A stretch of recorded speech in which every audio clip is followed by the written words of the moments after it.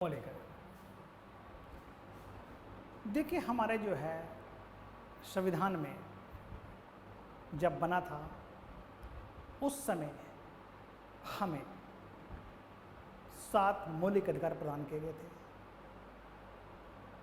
जो 7वां मौलिक अधिकार था वो संपत्ति का अधिकार। अब संपत्ति के अधिकार को हमने मौलिक अधिकार से हटाकर उसे कानूनी अधिकार 300A में स्थापित कर दिया है।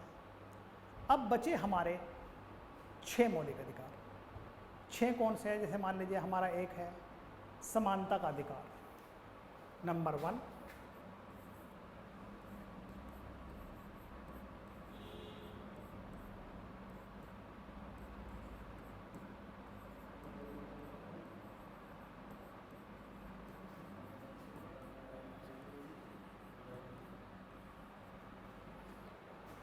अब देखिए, समानता का अधिकार में क्या है हमारा जो है, इसमें अनुच्छेद 14 से 18 तक का प्रावधान किया गया है।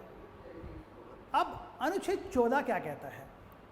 अनुच्छेद 14 कहता है विधि के समक्ष समानता एवं विधियों के समान संरक्षण। यानी मतलब जो है अनुच्छेद 14 में है कानून के सामने समक्ष सब बराबर हैं और विधियाँ का समान संरक्षण है। ये हमारा अनुच्छेद 14 कहता है। अब दूसरा इसमें जो है 14 में समानता का अधिकार दूसरा हमारा है वो है अनुच्छेद 15 में। अनुच्छेद 15 क्या है?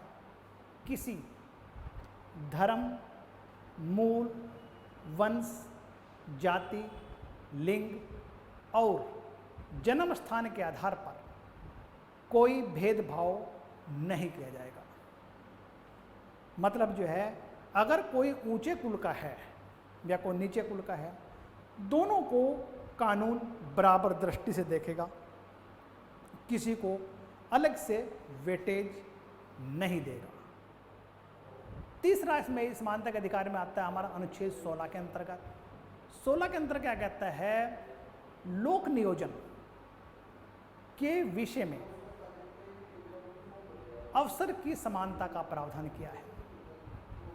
मतलब ये समझिएगा कि भाई अगर किसी लोक नियोजन में किसी को कोई भी किसी लेवल पर हो, उनको इक्वल अपॉर्चुनिटी मिलेगी, यानी कि मतलब जो है समान अवसर की समानता मिलेगी। इनमें देखिए, अगर कोई राज्य अपने राज्य की महिला, बच्चे या वीकर सेक्शन के लिए कोई प्रावधान करता है तो उसे रोका नहीं जाएगा। ये हमारा आयुवाद करते हैं। 15 में प्रावधान किया गया इसका। अनुच्छेद नेक्स्ट बनता हमारा अनुच्छेद 17। 17 क्या कहता है? अनटचेबिलिटी यानी छुआछात। अब 17 में क्या हुआ है? पहले जो हमारे छुआछात होती थी उसको प्रतिषेध कर दिया गया है। अनुच्छेद 17 के अंतर्गत अस्पृश्यता का अनुच्छेद और उसके आचरण निषिद्ध कर दिए गए हैं। अब इसमें जो है अनुच्छेद 18 क्या कहता है? सेना या विधि संबंधी, विद्या संबंधी सम्मान के सिवाय सभी उपाधियों पर रोक लगा दी है। मतलब ये समझिएगा, अगर मान लीजिए कोई भी उपाधि धारण नहीं करेगा। अब दूसरा मौलिक अधिकार हमारा बनता है वो है स्वतंत्रता का अधिकार।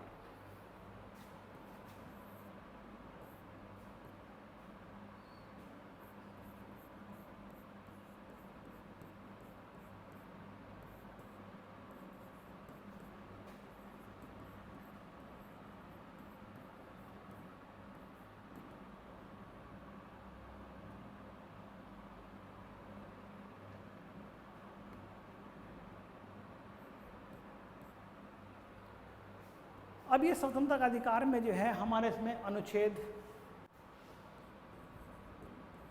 18 से 22, अब 19 से 22 का प्रावधान किया गया है हमारा इसमें जो है।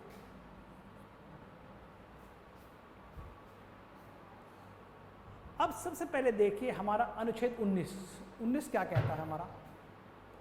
अनुच्छेद 19 में 6 स्वतंत्रता दी गई है, जैसे नंबर 1 वाक एवं अभिव्यक्ति की स्वतंत्रता, मतलब हम अपने विचार प्रेजेंट कर सकते हैं, सीधी बात देखिए। दूसरा, सम्मेलन करने या संघ बनाने की स्वतंत्रता जो है। तीसरा देखिए हम जो है संघ बनाने की बात होने करिए। चौथे में क्या है, किसी भी राज्य में संचरण या घूमने की स्वतंत्रता। पांचवी क्या है, किसी भी राज्य में कहीं भी भारत के अंदर निवास या रहने की स्वतंत्रता। छठा क्या है, अपना व्यवसाय या वृत्ति की स्वतंत्रता। ये अनुच्छेद 19 में 6 स्वतंत्रता दी है जिनको हमें ध्यान रखना है। अब उसी के बाद हमारा 20 की बात करते हैं। 20 में क्या रखा गया हमारा, अब अपराधों के लिए दोष सिद्ध के संबंध में संरक्षण प्रदान करता है। मतलब ये समझिए, किसी दोषी को उसी विधि के तहत दंडित किया जाएगा जो उस समय लागू हो। दूसरी बात देखिए, अगर कोई अपराध करता है उसके लिए दोहरा दंड नहीं दिया जाएगा। तीसरी बात करते हैं, अगर किसी ने अभियुक्त ने अपराध किया है उसे अपने ही विरुद्ध साक्ष्य देने के लिए फोर्स नहीं किया जाएगा। ये हमारे अनुच्छेद 20 की बात करते हैं। इसी प्रकार अनुच्छेद 21 क्या कहता है। 21 क्या कहता है, प्राण और दैहिक स्वतंत्रता की बात है। अगर आपके जीवन में कोई खतरा आ रहा है तो सबसे पहले आपका दायित्व तो बनता है अपने प्राणों की रक्षा करें और उस खतरे को खत्म करें। अब इसी के अंतर्गत क्या रखा हमारा 21 में ही, प्रारंभिक शिक्षा को भी मौलिक अधिकार के अंतर्गत ले आए हम जो है। अब ये हमारे 21 की बात हो रही। दूसरा अगला बनता हमारा अनुच्छेद 22 में मान लीजिए ये कुछ दशाओं में गिरफ्तारी और निरोध से संरक्षण प्रदान करता है। मतलब सबसे पहले अगर मान लीजिए किसी व्यक्ति को भी गिरफ्तार किया जाएगा तो सबसे पहले उसे गिरफ्तारी का कारण बताना पड़ेगा। दूसरा, उसे अपनी इच्छा अनुसार किसी अधिवक्ता या वकील से परामर्श करने का अधिकार होगा। तीसरी बात क्या है, 24 घंटे के भीतर उसे निकटतम मजिस्ट्रेट के सामने पेश करना होगा। यह हमारा अनुच्छेद 22 के अंतर्गत बात रखी गई है। तीसरा मौलिक अधिकार हमारा शोषण के विरुद्ध अधिकार।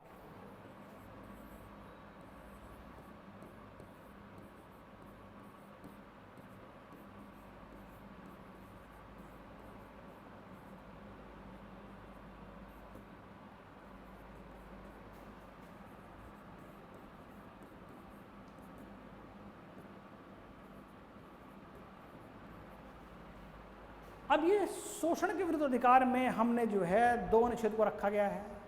2 कौन कौन से अनुच्छेद, 23 और 24। 23 अनुच्छेद में है बलात्श्रम को प्रतिषेध किया। बलात्श्रम क्या है, यानी हम किसी व्यक्ति से काम तो लेते हैं पर बदले में हम उसको उसका मेहनताना नहीं देते। कहने का मतलब बेगार नहीं कराई जाएगी है। बेगार मतलब जो है हम काम तो लेते हैं पर उसका मेहनताना नहीं देते हैं, वो बेगार होते हैं। ये अनुच्छेद 23 में प्रतिबंध कर दिया है। अनुच्छेद 24 क्या कहता है, ये बाल श्रम को प्रतिषेध करता है। मतलब कारखाने आदि में बच्चों के नियोजन का प्रतिषेध करता है। 24 मतलब जो है कि चाइल्ड से लेबर नहीं कराया जाएगा। ये हमारा बना शोषण के विरुद्ध अधिकार। अब हमारा बनता है चौथा, धार्मिक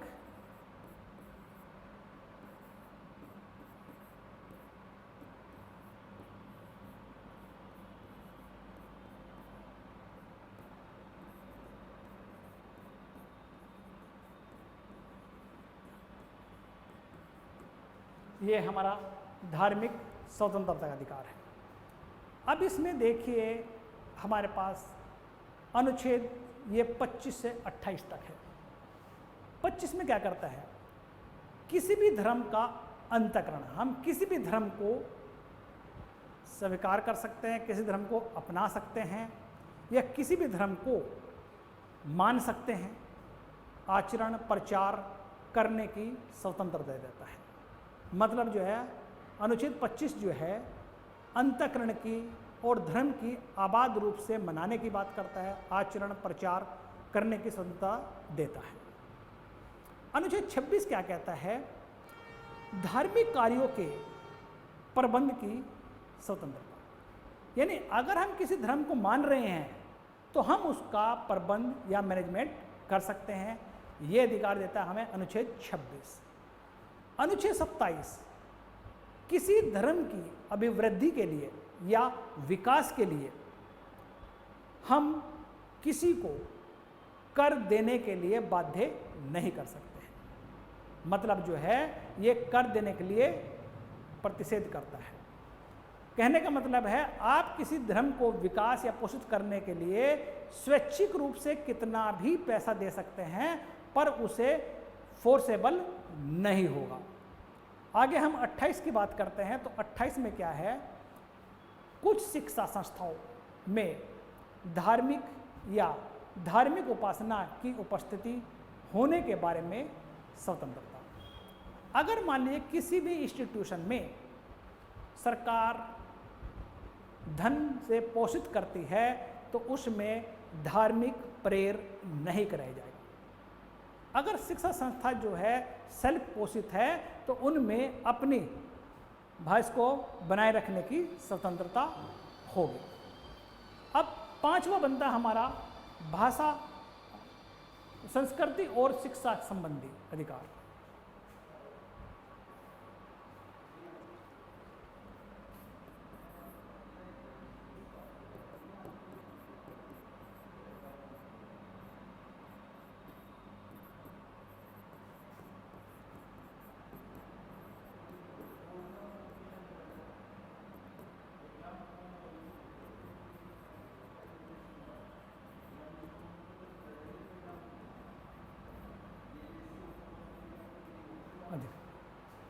यानी कि संस्कृति से संबंधित अधिकार की बात करते हैं। इसमें अनुच्छेद 29 से 30 रखा गया। अनुच्छेद 29 में अल्पसंख्यक की भाषा, लिपि और संस्कृति की सुरक्षा प्रदान की गई है। अल्पसंख्यक है क्या? देखिए, हमारे संविधान में कहीं भी अल्पसंख्या की परिभाषा नहीं दी गई है।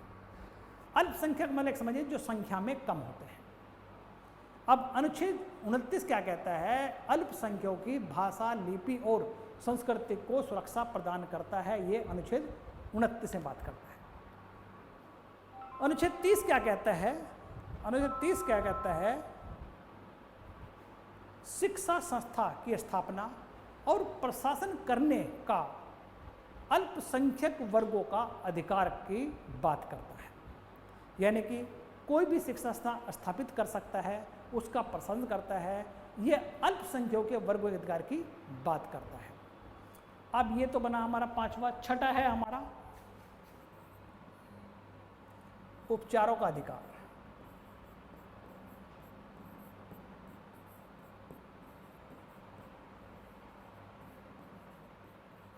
ये अनुच्छेद 32। अब छठा हमारा है उपचारों का अधिकार। अब उपचारों का अधिकार में देखिए हमारा जो है ये, अगर देखिए जो है ये हमारे अधिकार मिलेंगे कैसे, वो हमारा अनुच्छेद उपचारों का अधिकार दिलाएगा जो है। इसके लिए मैंने वैसे एक अलग से भी क्लास ली थी, आप लोगों को जो है पता होगा, उसमें डिस्कस कर रखा सारा जो है, उसमें देख लीजिए आप जो है। अच्छा, जो मतलब जो है अनुच्छेद 32 क्या कहता है कि मूल अधिकारों को परिवर्तित करने के लिए, लागू करने के लिए उच्चतम न्यायालय जाने का अधिकार प्रदान है। उच्चतम न्यायालय का मतलब उच्च न्यायालय या उच्चतम न्यायालय, दोनों में जा सकते हैं। इसके अंतर्गत जो याचिका जो है ये पारित करता है। पारित 5 याचिका मैंने बताई थी आपको, कौन कौन सी, बंदी प्रत्यक्षीकरण, परमादेश, प्रतिषेध, उत्प्रेषण और हमारा जो बनता है अधिकार परीक्षा। अब ये रिट जारी होते हैं जिससे हमारे मौलिक अधिकार प्राप्त होते हैं। देखिए, मौलिक अधिकार के बारे में एक बेसिक आइडिया यह था आपका। चलिए आज यहीं